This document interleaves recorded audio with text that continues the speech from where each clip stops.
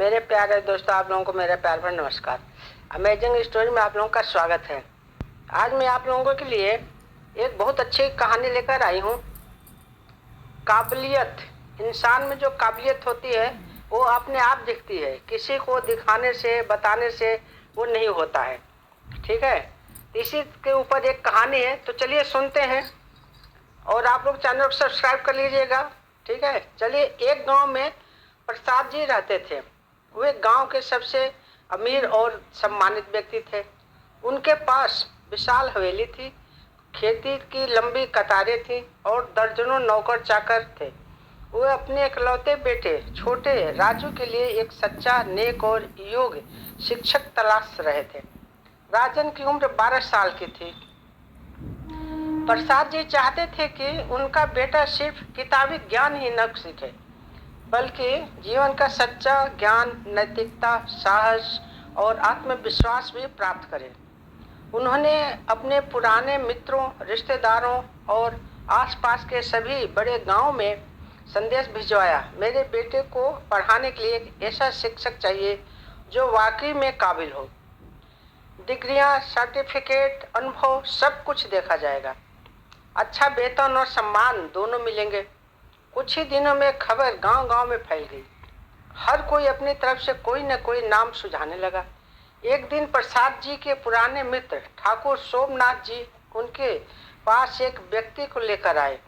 उस व्यक्ति का नाम पंडित शंभू शर्मा था। उम्र करीब 40 के आसपास होगी।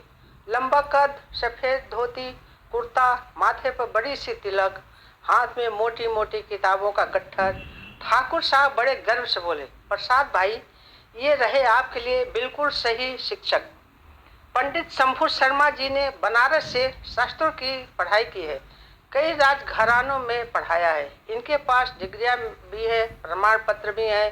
प्रसाद जी ने मुस्कुराकर पंडित जी को बुलावा दिया। पंडित शंभू शर्मा बड़े आत्मविश्वास आए। बैठते उन्होंने ठाकुर साहब की बहुत तारीफ की। कहा, हम दोनों का पुराना रिश्ता है, बचपन के साथ खेलते थे। ठाकुर साहब ने मुझे इस योग्य बनाया। फिर उन्हें प्रसाद जी से भी दोस्ती बढ़ाने की कोशिश की। आप जैसे बड़े आदमी से मिलकर बहुत खुशी हुई। मैंने आपके बारे में बहुत सुना है।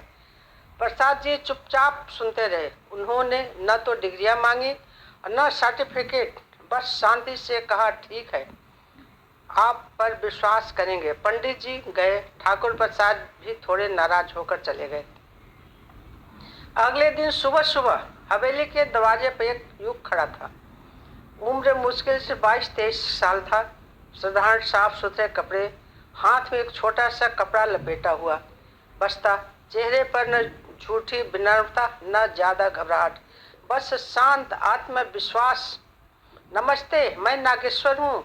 मुझे पता चला कि आप अपने बेटे के लिए शिक्षक ढूंढ रहे हैं। मैं पढ़ाना चाहता हूँ। प्रसाद जी ने उसे ऊपर बुलाया। नागेश्वर कमरे में आया, हाथ जोड़कर प्रणाम किया। फिर सीधे बोला, मैंने अभी तक ज़्यादा डिग्रियां नहीं ली है, नहीं किसी बड़े राजघराने में पढ़ाया है। मेरे पास अनुभव भी बहुत कम है, लेकिन मैं मेहनती हूँ।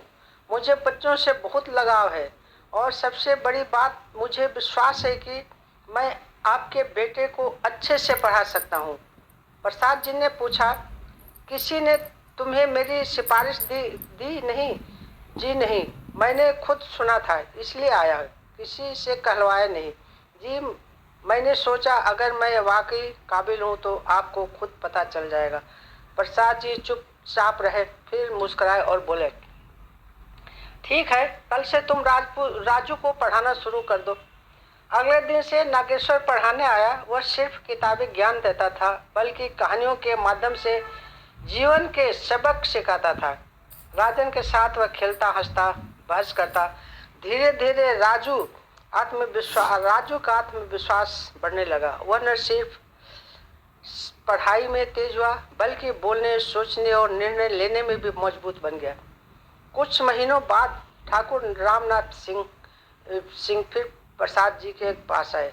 इस बार वे काफी नाराज थे। प्रसाद भाई, तुमने मेरे बताए हुए पंडित शंभू शर्मा को ठुकरा दिया और इस अनपढ़ सा लड़का रख लिया है, ये क्या अन्याय है? प्रसाद जी ने शांत स्वर में कहा, रामनाथ भाई, तुम जिसे तुमने भेजा था वो पहले तुम्हारी सिफारिश लेकर आया। उसने अपनी काबिलियत दिखाने के बजाय तुम्हारी दोस्ती और पुराने रिश्ते की बात की। उसे लगा कि सिफारिश ही काफ़ी है। और ये नागेश्वर, वो सीधा मेरे पास आया। उसने न खुशामद की न सिफारिश मांगी। उसने कहा, मुझे विश्वास है कि मैं आपके बेटे को अच्छे से पढ़ा सकता हूँ। उसका आत्मविश्वास देखकर मुझे लगा कि यह लड़का वाकई में काबिल है। ठाकुर साहब चुप हो गए। प्रसाद जी ने आगे कहा, सिफारिश कुछ समय के लिए काम आती है भाई, लेकिन मेहनत और सच्ची काबिलियत हमेशा के लिए साथ रहती है। समय बीता। नागेश्वर ने राजू को न सिर्फ पढ़ाया बल्कि जीवन का सच्चा गुरु बनकर उसका मार्गदर्शन किया। राजू बड़ा होकर एक नेक और सफल इंसान बना। सिफारिश कुछ समय के लिए काम आती है, मेहनत और सच्ची काबिलियत हमेशा के लिए। इससे हमें सीख ये मिलती है कि सिफारिश कुछ समय के लिए काम आती है, मेहनत और सच्ची काबिलियत काम आती है। आपको यह कहानी कैसी लगी हमें कमेंट करके ज़रूर बताएं। अगर ये आपको पसंद आई हो तो कृपया इसे अपने दोस्तों और परिवार के साथ भी शेयर करें। ये हमारी कहानी है, प्लीज़ आप लोग कमेंट और शेयर ज़रूर किया करिए। चलते हैं, नमस्कार।